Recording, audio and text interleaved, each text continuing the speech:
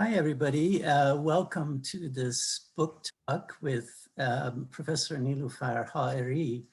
Niloufar is professor of anthropology and the program chair for Islamic studies at Johns Hopkins University with a PhD in linguistics from the University of Pennsylvania.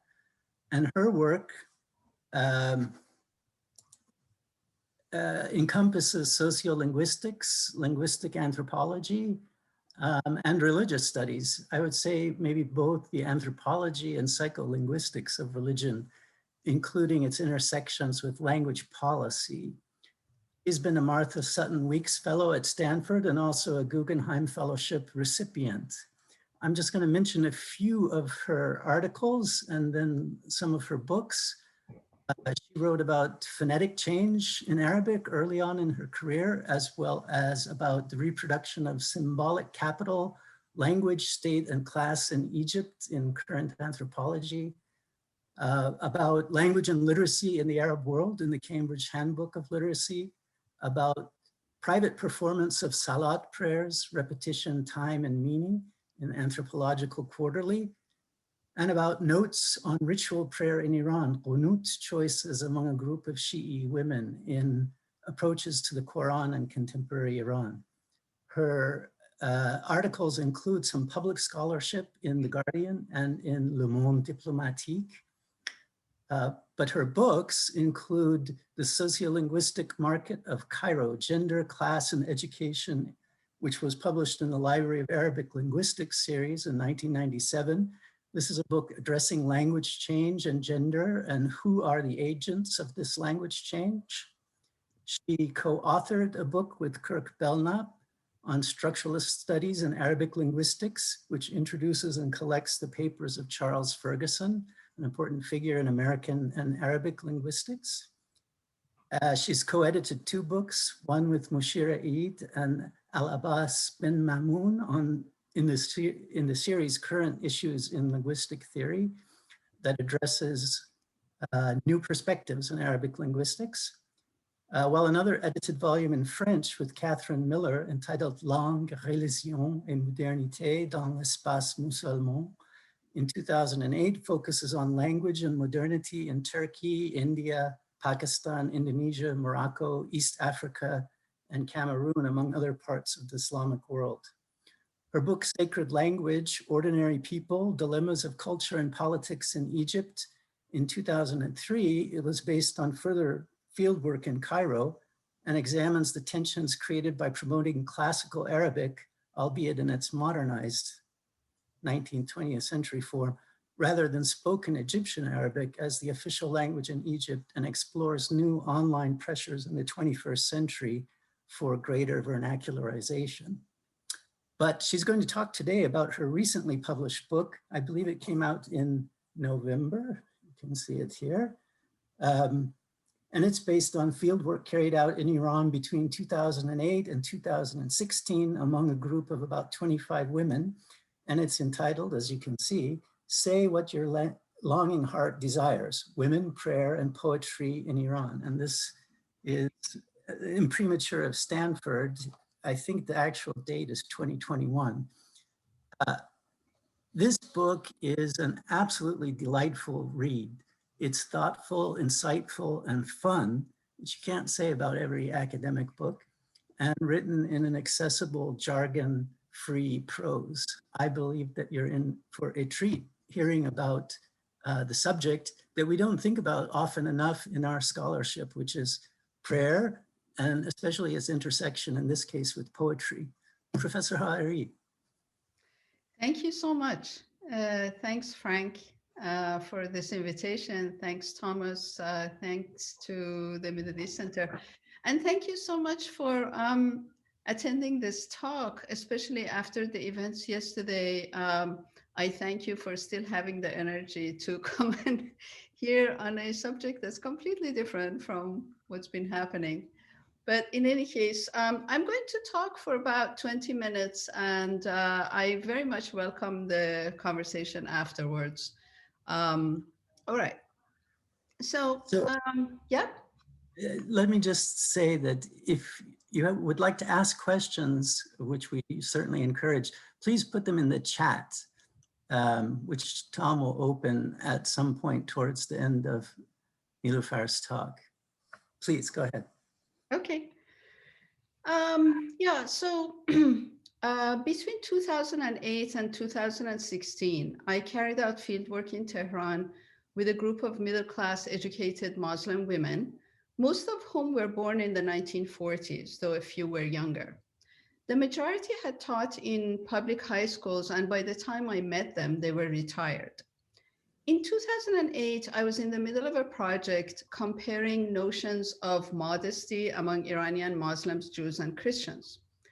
Serendipitously, as it often happens in fieldwork, I chanced upon conversations on ritual prayer, not among the usual suspects, such as male clerics and highly educated elites, but among people who have historically not been offered seats at tables of theological debate.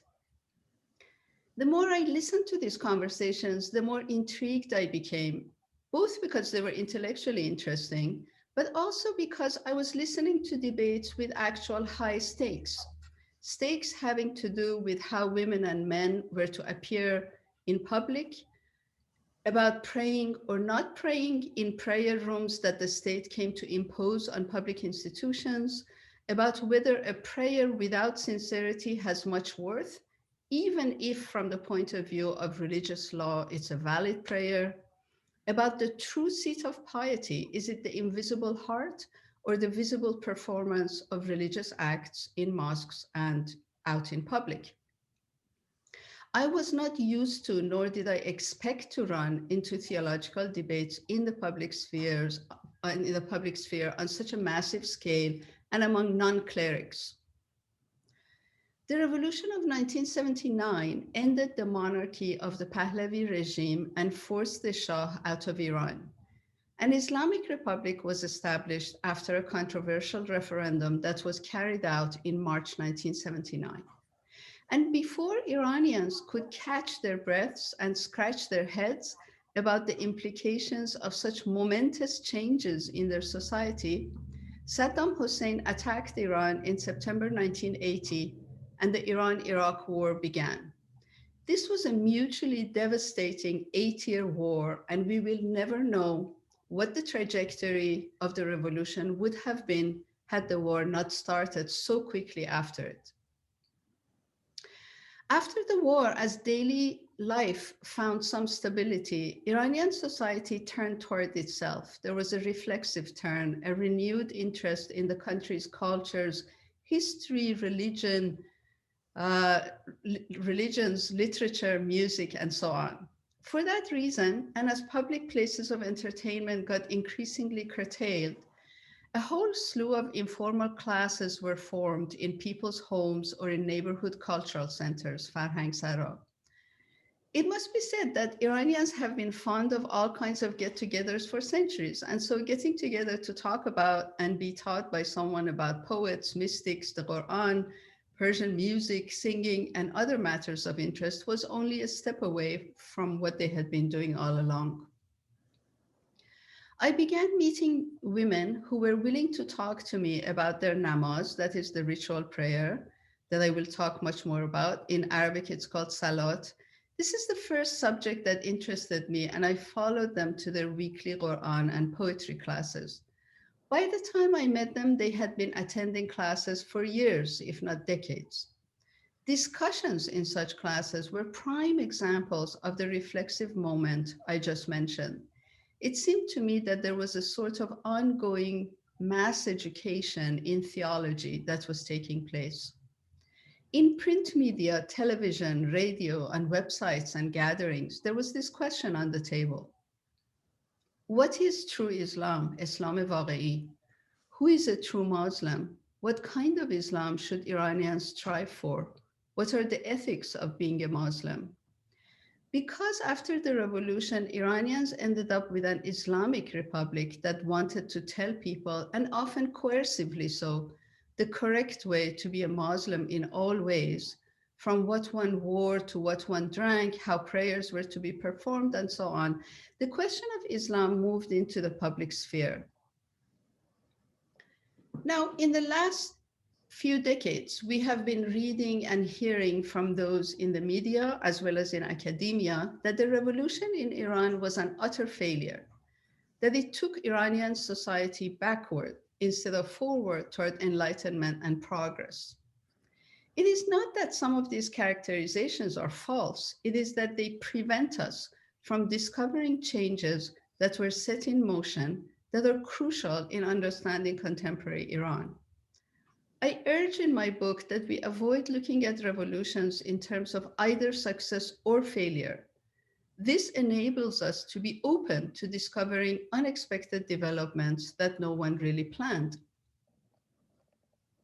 What the revolution brought forth, along with increases in literacy, availability of sources, informal classes, is that non-elite people, the laity, historically called the awam as opposed to the khawas, entered the debate about true Islam.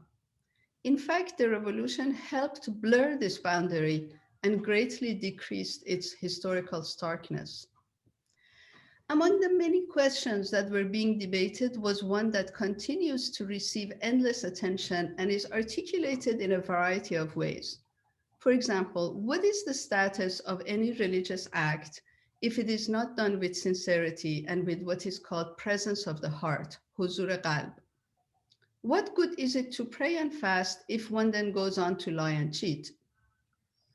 What is the relative worth of a religious act that might be legally valid, but does not bring about the connection, a connection between the performer and the divine? What is most interesting about these and similar questions is that they are not new. They have been with Muslims for centuries. But the revolution greatly raised the stakes of what particular answers the state and various groups of citizens would actually give to such questions. The many impositions of state institutions could have resulted in an entirely polarized population, pro-regime, anti-regime, pro-Islam, anti-Islam. But what happened is that across class and gender lines, many groups of people began to engage by going to classes, exchanging with others, and finding ways of forming their ideas of who is a true Muslim. They did not cede the grounds of religion to the state by washing their hands off of the whole matter. The question, in fact, became an existential one as the Republic set out to produce Homo Islamicus, a visibly pious citizenry that accepts the state's version of Islam. Perhaps the reflexive turn and the coercive measures of the state came to be in some ways two sides of the same coin. Of course, there was also disengagement and outright rejection. So I don't mean to imply that everyone participated in the same kinds of exploring and searching, but many did, and my interest is with the kinds of debates that they generated. Now, one can ask, well, with what conceptual and terminological resources did the laity, the awam, engage in these debates? The one that I describe in my book at some length is the vast body of mystic writing in Iran. There is, of course, a spectrum of familiarity with mystic or irfan poetry from those who specialize in it, to those like the women I talk to who become familiar with irfan through poetry and songs. They may also read some philosophers and theologians, but it's really mostly through hearing, reciting, and being taught poems where they learn concepts and vocabulary with which to construct arguments about the nature of true piety. Often classes in poetry include discussions of irfan concepts when the lines are being interpreted, and that's inevitable. The poetry is also taught at various levels of education in secondary school and later on. Textbooks for Persian literature from about 1959, which I was lucky to discover when my interlocutors in this study were in high school, to the 2000s are full of poems from Rumi, Hafiz, and others. What I suggest in my book is that mystic poetry has been a companion to the world of prayer in the cultural history of Iran in the last many centuries. And that relationship exists also in the lives of many Iranians, including the women I worked with. Classical poetry is viewed as a source of inexhaustible wisdom and knowledge that remains accessible to various degrees to non-specialists.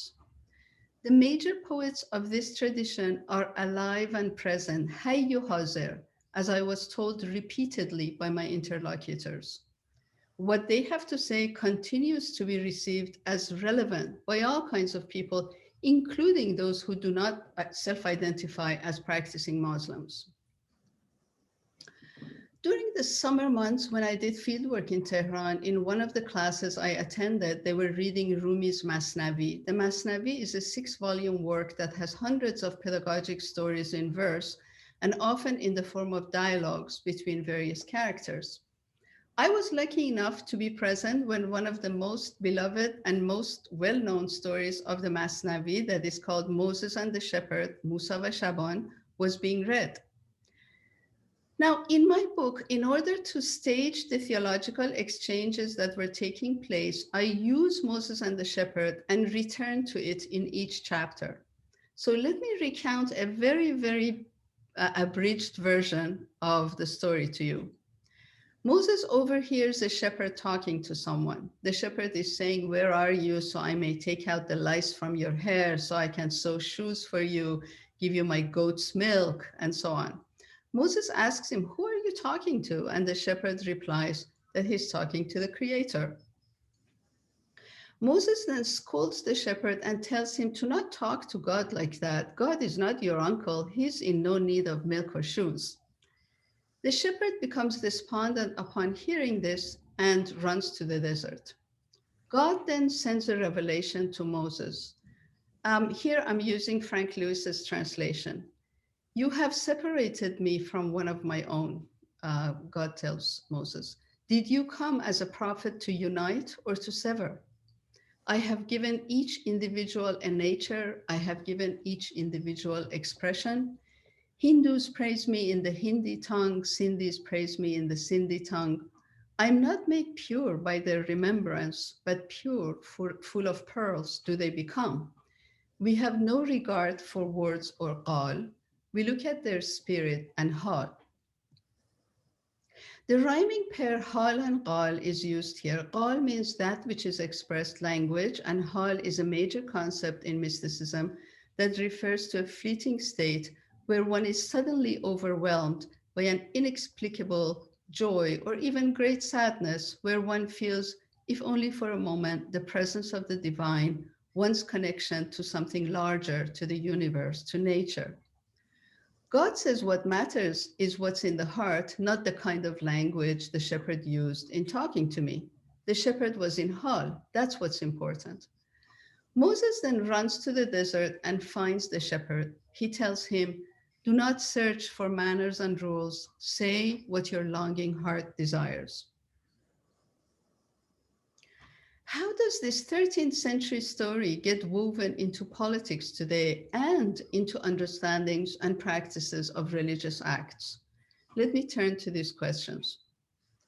In 2014, Moses and the Shepherd became a major flashpoint when a well-known supporter of the Republic, Hujjatul Islam Qaraati, who has his own television website and television show and website, attacked Rumi for suggesting that the prophet should not intervene in the shepherd's relationship with God. He called Rumi an anti-prophet and went on to defend Moses against God.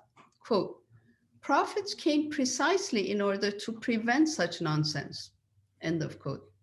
In response, Ayatollah Younesi, who's the special advisor to the president for minority affairs, said worship is the relationship of the individual to God. It does not matter in what language and style.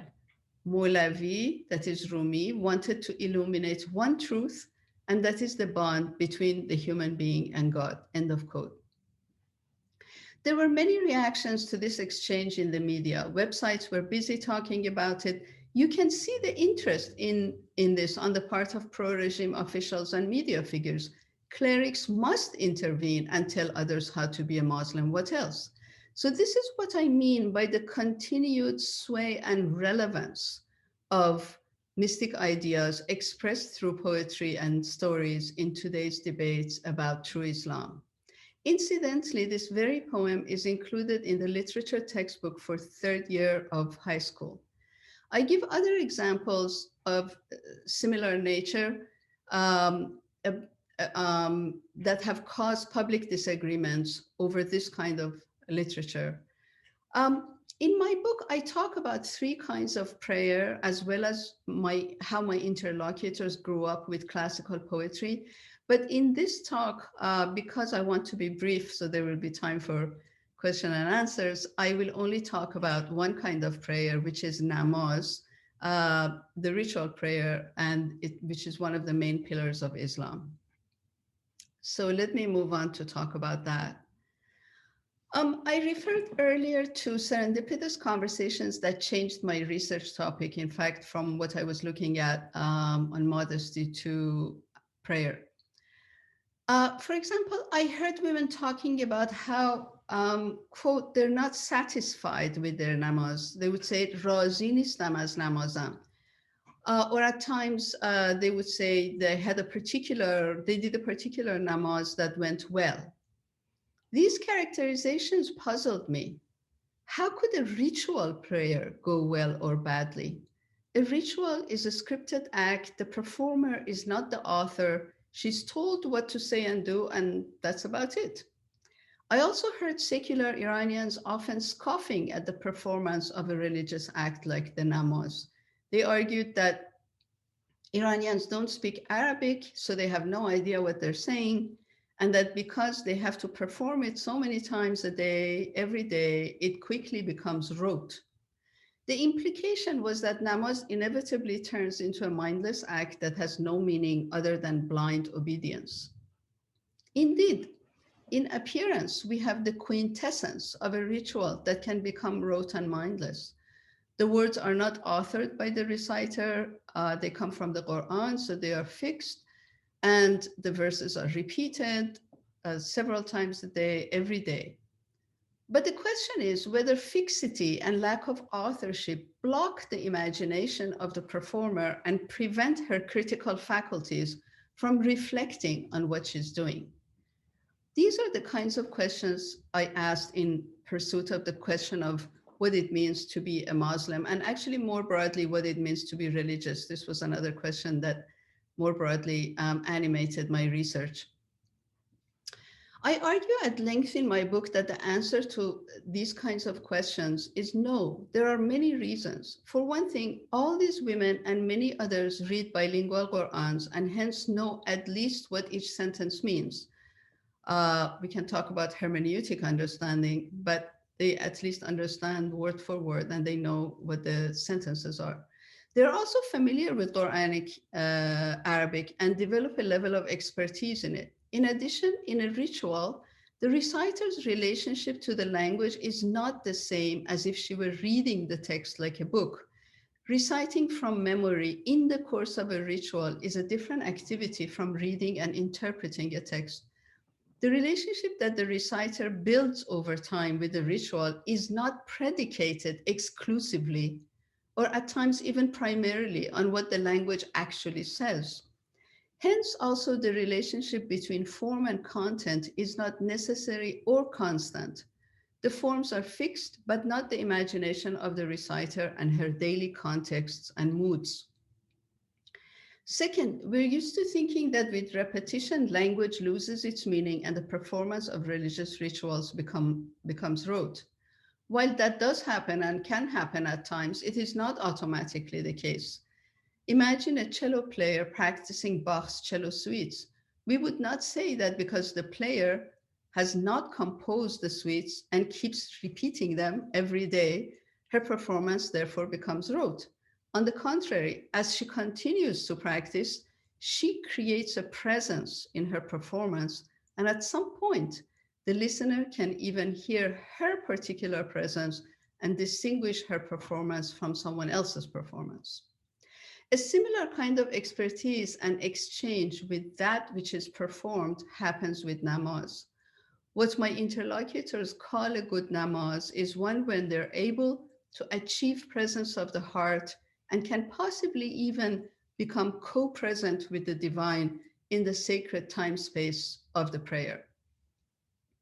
The other thing that's crucial to namaz and similar rituals is that each time the reciter stands to pray, she does not know how that particular session will go. Where will she end up emotionally?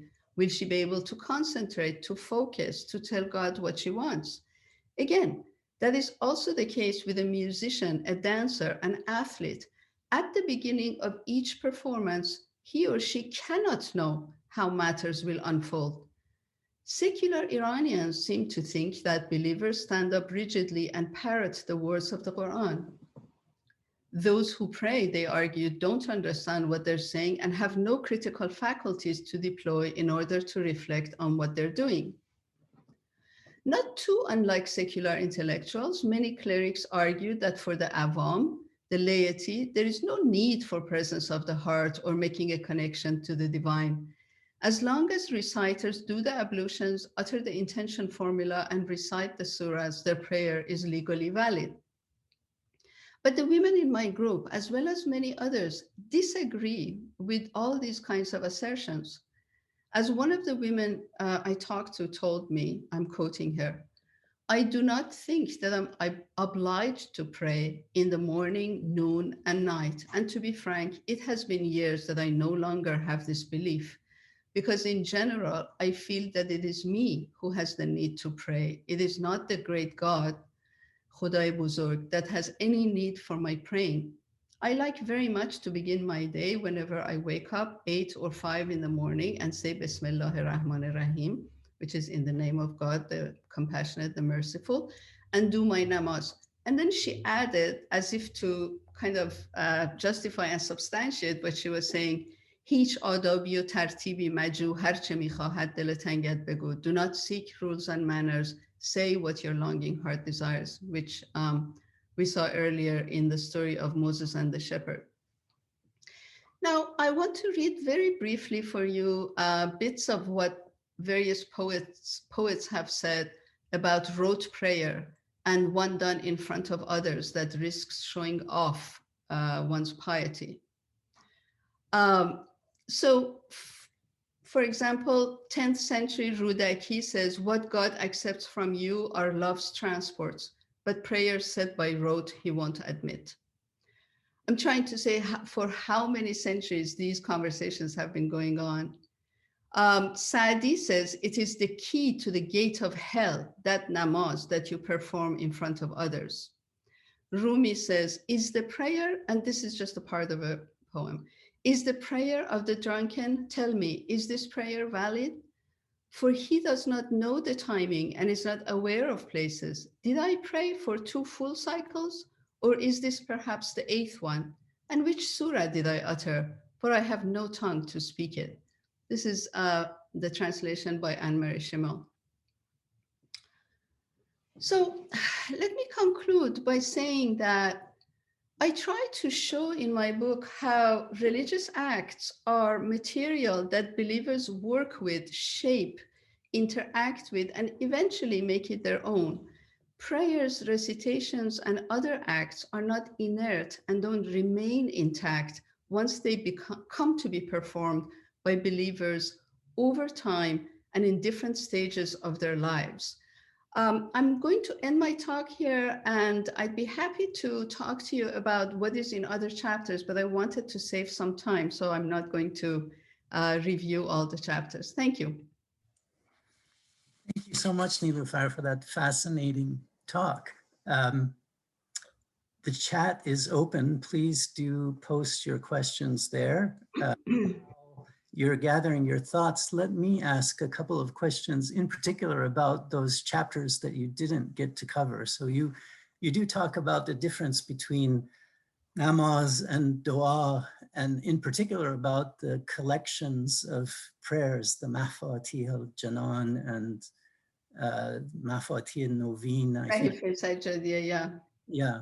And you mentioned that some people talk about the prayers of the imams as more authentic or more powerful because of the connection that they have to specific holy figures. But I wonder if you want to talk a little bit about your interlocutors' feelings about those prayers and the category of prayer books as a genre of devotional literature. Sure, sure. So, I talk about three kinds of prayers. So I told you a bit about namaz. I have a chapter on spontaneous prayers, where, these are dua that you can do anywhere and anytime. You are not required to do them, by the way. They are mustahab, but I've never met anyone who said, since I'm not required to do it, well, I'm just not going to do it. And in these kinds of prayers, when people talk to God in person and just kind of tell God what they want, there are some very interesting things that come up. For example, God appears to be closer than in namaz. And it's interesting because I asked about that. And one of the main reasons, I think, is that, as I was told, is that it's in Persian. And there is a certain way in which one feels closer. And also that they can say practically anything that they want. I have narratives of women talking about what they say in those prayer sessions. And I was very struck by how so many of the examples had to do with moments where they were angry at God. So, when I would ask them, so, how does, what do you say in your dua, and how does dua go? And they would give these examples. Some of these narratives are incredibly moving, because they're about moments they were having a very hard time, and they were very upset at God for making them go through difficult moments. So it's interesting because you understand that when you look at different religious acts, you realize very clearly that God and one's relationship to God doesn't remain constant. It's not always the same thing. God is not always the same, nor is your relationship to God constant. It changes. And okay, so let's talk about prayer books. So the two most famous prayer books in Iran are Mafatih al-Janan, and the other one is Sayf-i Sajjadiyya. Sayf-i Sajjadiyya is older by centuries. Mafatih al-Janan came out was published at the beginning of the 20th century. And Sayf-i Sajjadiyya has a much higher status for many people because people don't doubt its authenticity. They don't doubt that it was written by Imam Hussein's son and so on. However, with Mafatih al-Janan, and in general with dua written by Shia imams, which are, by the way, also in Arabic, there has always been disagreement about how authentic are these prayers. For example, some of the women I talked to were not only worried, but almost sure that these prayers, in them are planted certain ideas about Islam that are most likely that Imam never said that, right? So I give a sort of a social history of prayer books. And one of my interests in that chapter is to see how things have changed. For example, I argue that the idea of what constitutes a dua has expanded. There are this younger generation, especially young women, who are writing prayers that are called simple Irfan. Okay, the genre is called Irfan Sadeh, simple Irfan. And one of the stars of this genre is Irfan Nazar Ahari, who has published many very well produced books. One of them is called Tea with a Taste of God. And what's interesting is that in some religious bookstores, these books are put in the same section as general prayer books, right? So they have really helped in changing the idea of a prayer. It doesn't have to be in Arabic. It doesn't have to be written by an imam. It doesn't even have to be written by a cleric. It can be written by someone who was actually, she was getting her PhD in philosophy when she wrote those books. So I hope that answers your question to some Great, degree. thank you. Yes, there are several questions here, so let me read them out to you. One is interested in hearing how you think about differences between ritual prayer and non-ritual prayer. Is that just how you distinguish namaz from dua, or is there something analytically significant about the distinction between the ritual and the non-ritual? Mm-hmm. There are analytic things, analytic differences. I use the term ritual, but actually it's not a great translation of ibadat, which is what namaz is. Ibadat in Persian and in Arabic is worship. And it's not, it doesn't fully overlap with the term ritual in English. Nevertheless, I use the term ritual mostly because you ought to perform it. Every believing Muslim must perform it every day, and there are explicit regulations with regard to it. And of course, most often what we read about in the literature on Islam is when we hear about namaz that's congregationally. So that's another reason why sort of ritual is okay to use with it. People do you do namaz in mosques. It's congregational. The women I talk about don't, and many people don't. But and then the analytic differences that I talk about, I tried to explain some of them in my talk. In the duration of namaz becomes much more like a performance. It has a duration. There are this many surahs that you perform. One of the women told me, when I stand to pray, I don't immediately start. I stand, I gather my thoughts, right? Which is what you do with performances. You gather your thoughts, you try to focus, and then you start to perform it. With prayers, with dua, for example, people say, they tell God what they want. It's really not so much of a performance. It's much more of a conversation. And in fact, I paid close attention to the language of that conversation. It's not different in almost all ways. It's very similar to the way you would talk to practically anyone else with that language. So there are these interesting analytic differences between them. I think at one point you described the dua as agenda-less prayer, a prayer without agenda, which I thought was a nice. Agenda, yeah. Yes. Thank you. Sorry, I first heard gender. No, exactly. You see, what happens is that, especially because these women are in their 60s and 70s, and they've been sort of building a relationship with God over years.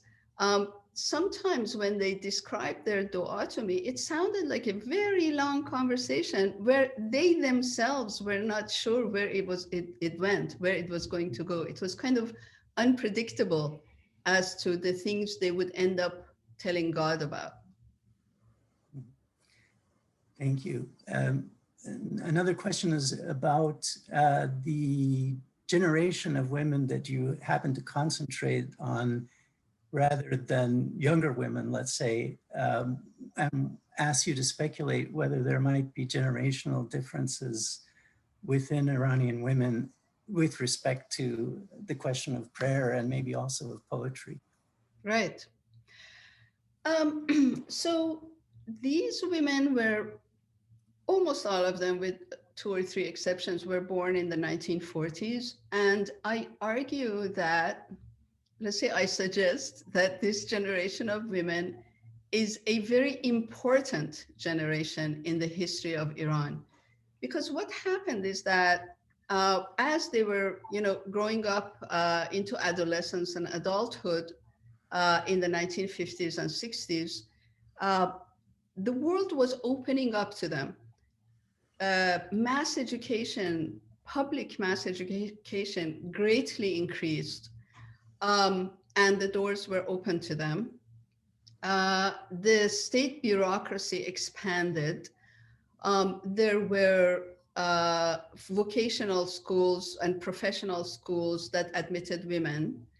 And so, you had a situation in which women were getting educated more than their mothers did.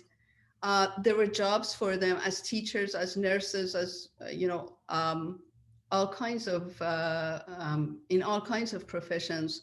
And as one historian of contemporary Iran has said, the question of women uh, became a debate during their lifetime rather than being an accepted, orthodoxy that women sit home and raise children. So that generation, I argue, is a very important generation. I feel like that generation has really contributed. I mean, that story, that history needs to be written, right? It's not, I'm not a historian, and there, much remains to be researched and written. But I feel like that's a very important generation in many ways in shaping Iranian culture and values. Um, and with respect to younger women, some of these women have daughters. Many of their daughters don't live with them. And I mean, they had just grown up, gotten married, or they left Iran for other places. And so there were a few daughters who came to these poetry classes and to the Quran classes that I was able to talk to. And it seemed to me that the fact that they were there and the kinds of things that they said seemed like they shared this kind of searching and exploration that their mothers were doing. So I can't really, I mean, as you said, I'm just speculating, right?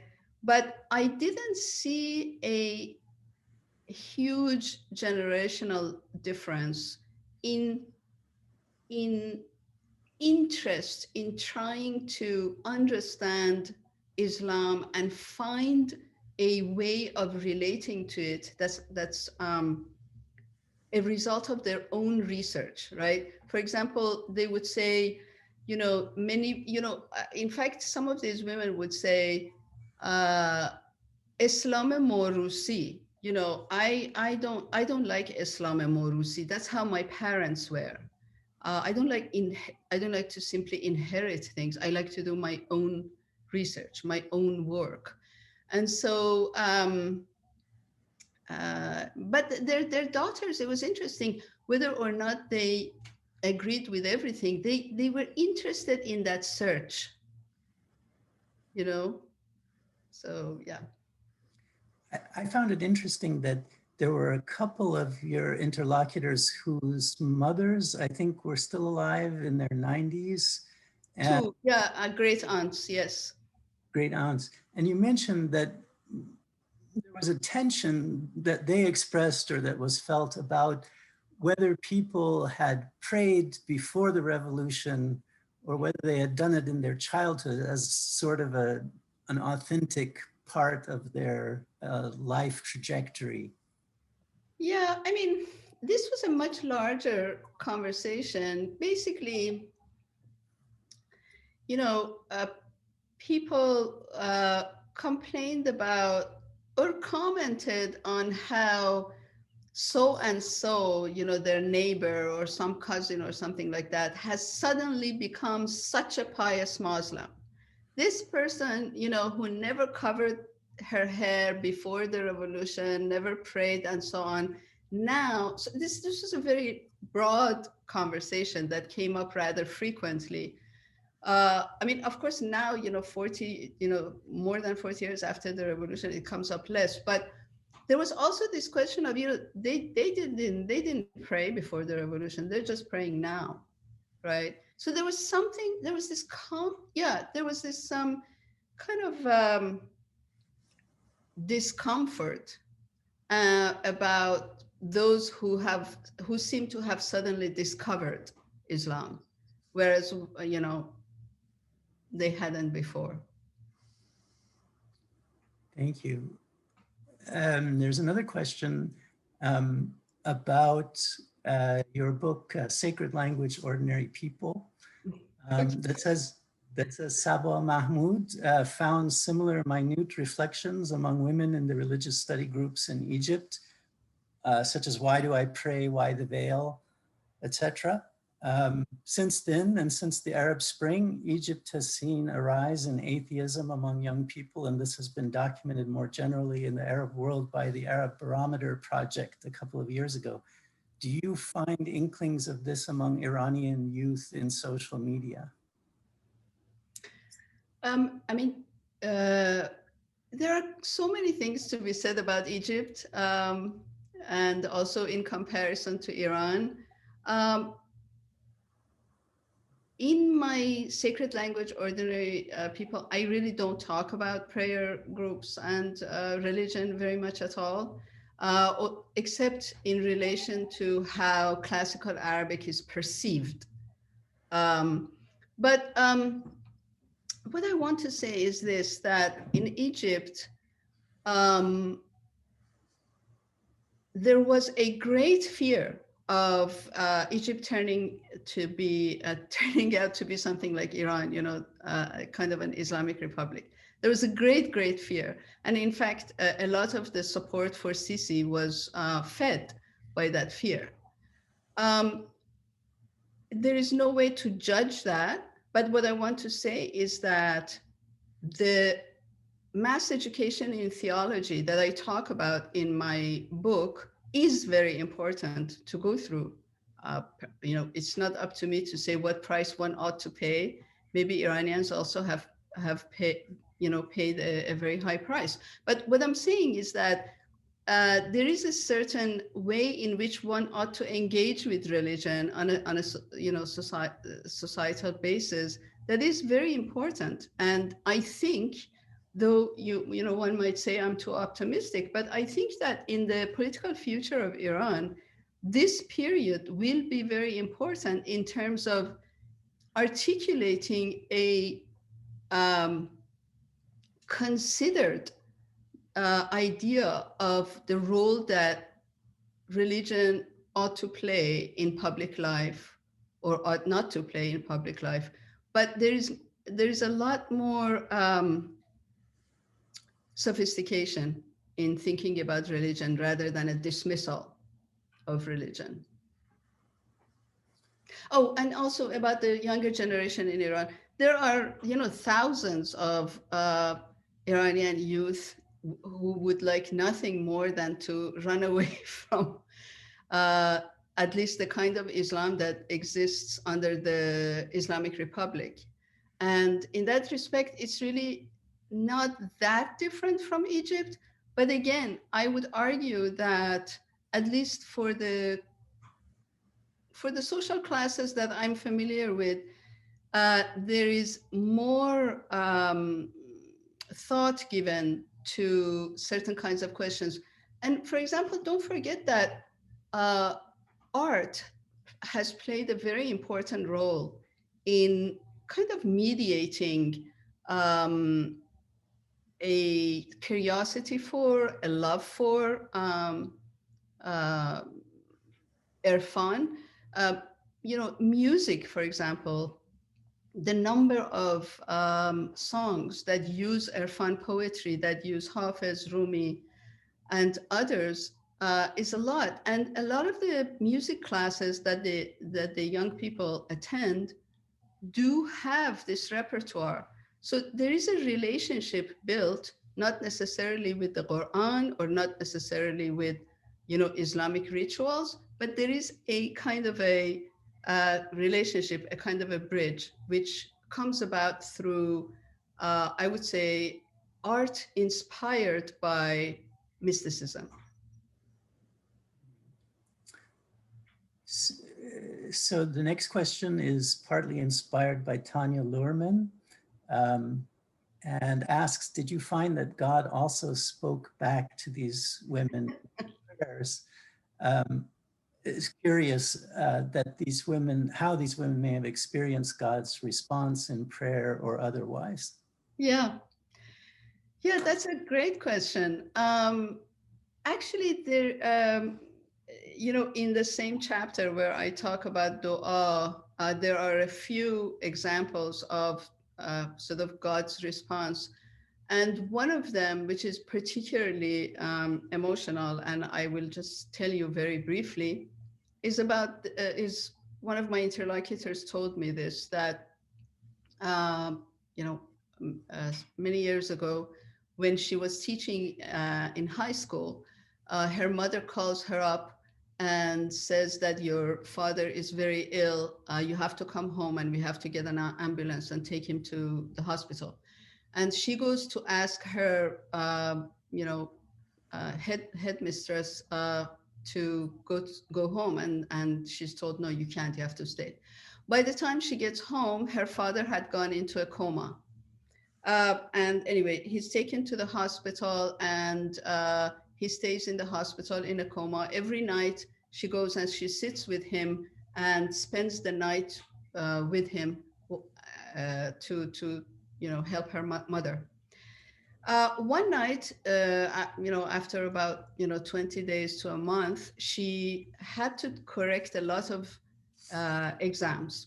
So she takes a large number of exams to correct. She takes them to the hospital. Her father is in a coma, and she again, she asks her school, can I have an extension in correcting these exams? My father is in a coma, he's in a hospital. My mother, actually her mom had, I think, or her children were also ill, and so on.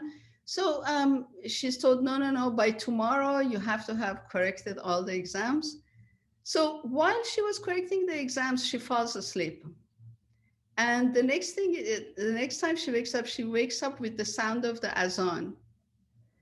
And she suddenly, she's jolted like that, and she realizes that she's fallen asleep. She hasn't corrected the homework. And so she starts to shout at God, and sort of in this sobbing way, and saying, God, what do you think you're doing to me? Why are you making me go through this?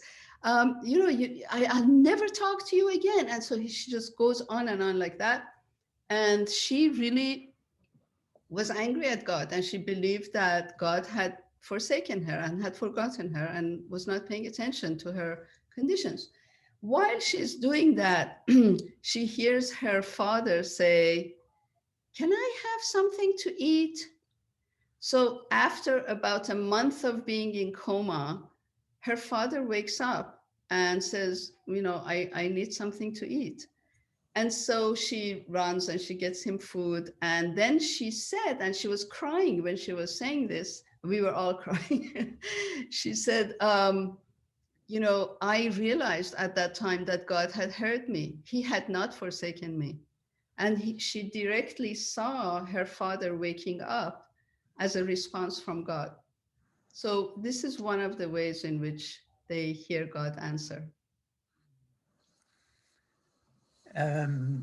Thank you. Another question is thanking you for the insightful presentation and wondering about your thoughts on the definition of religious faith. What are its components and dynamics based on your research with these particular women? Can I ask what the questioner means by faith?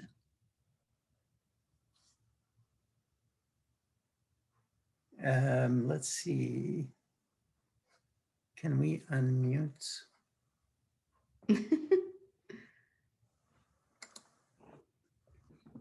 Yes, hello. Hi. Hi. Yeah, so by faith, I was just wondering if, because usually like when we think of faith, we think of it as something just kind of based on doctrines or dogmas, and kind of adherence to them. I was wondering if your faith also has a more spontaneous kind of a dynamic to it. If yeah, if Mm. that's something that you. Yeah, I mean, it's such a complicated thing, and I always stay away from definitions. I try to tr I try to communicate things or locate examples of things. So, in my first chapter, where I talk about poetry, I also asked these women about, what were you told about Islam when you were growing up? Like, what do you remember you were being told? Because, one very important thing they were told is they have to learn the namaz. So, they would be taught short surahs when they were like 5 or 6 or something. And then gradually they would do the shortest namaz, which is the morning one or the dawn one in Arabic.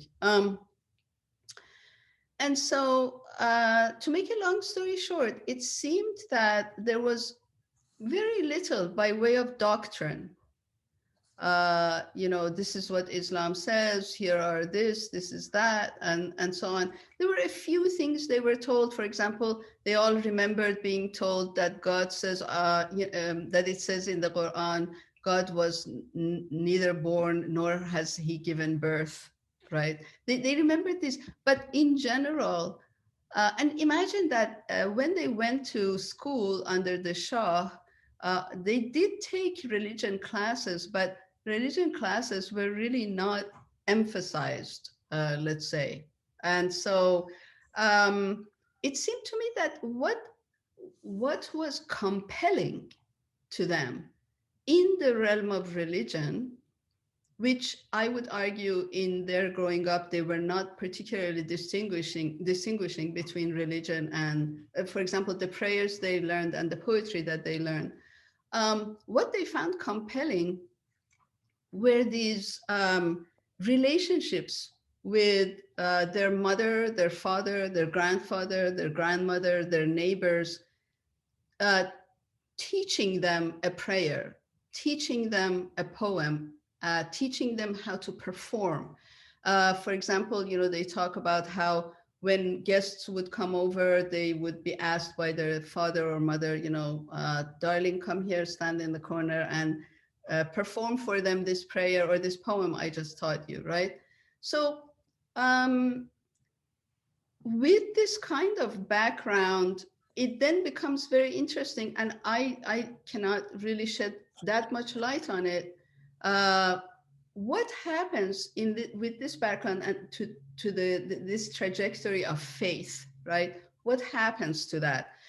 What I can say is that, and I give some stories of this.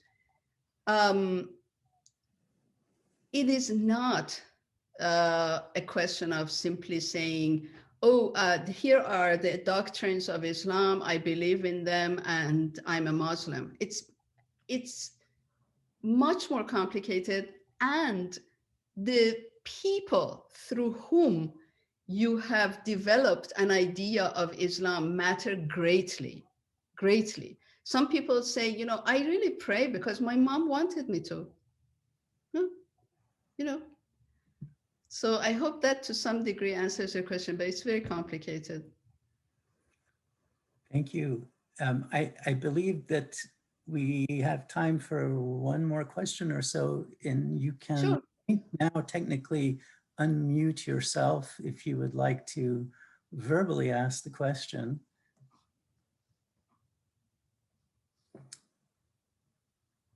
While people are figuring out how to do that, I might ask one final question. Okay. You end the book with Parveen, one of your interlocutors, who talks a little bit about the incorporation of questions, I think, into her outlook and into prayer. Yeah. So that being able to talk and raise questions, I think, sounds important to her. I wonder whether that vernacular approach to religion is driven a little bit by using Persian and not Arabic. In other words, I'm assuming for her that questions would be something she asks in Persian, not in Arabic. It's a vernacular rather than a liturgical form of worship. So in this Erfan relationship, I wonder what role, and this may be asking you again to speculate a little bit, but what role does language perhaps play in these women's feelings about how one relates to God? Mhm. Actually, I do talk about the ways in which Persian and Arabic figure into various kinds of worship and also various kinds of ideas about religiosity. In fact, I talk about how there is disagreement, there is growing disagreement about why those who are not native speakers of Arabic have to do the namaz in Arabic. And if you look at, and this disagreement came up between the women that I worked with. You can also find it on many clerics' websites where people write in and say, you know, why don't I say, why can't I say my namaz in Persian and so on. So that's very important. And, you know, the thing is that Persian has increasingly become a liturgical language in some ways. It hasn't remained just sort of secondary to Arabic.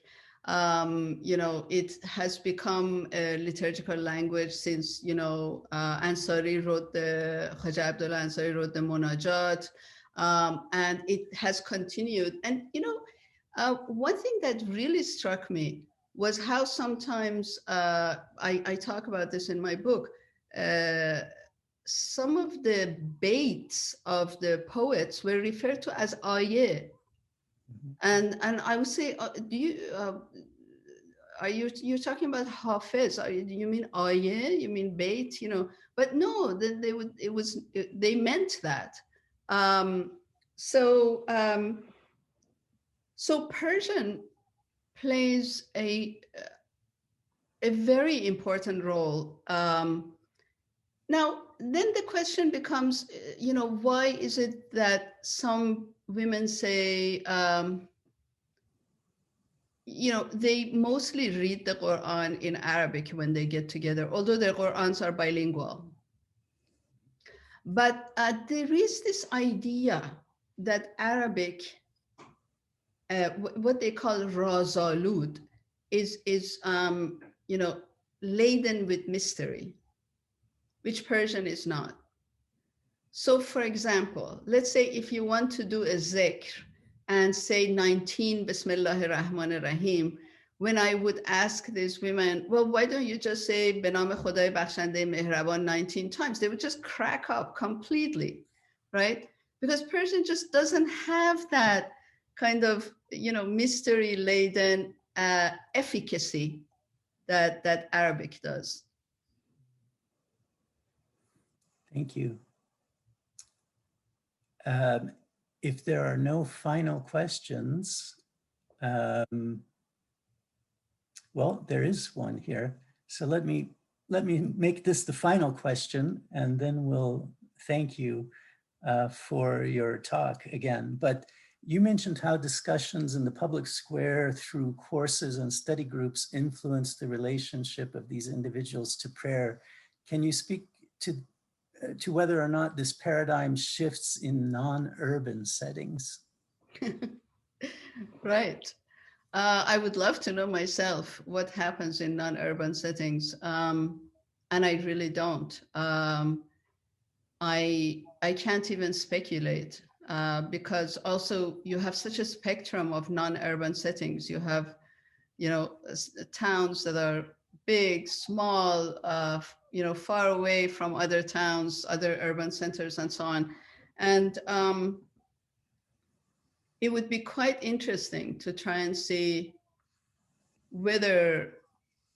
Now, I would say though that these cultural centers that were built, Farhang Sara, that were built after the revolution in also non-urban settings, the Farhang Sara do end up being places where poetry classes, Quran classes, and other kinds of classes are taught also for adults. So even if the same kinds of dynamics that transpire in bigger urban settings where, you know, you have in someone's home, you get together and someone, you know, becomes a teacher and reads Rumi for you.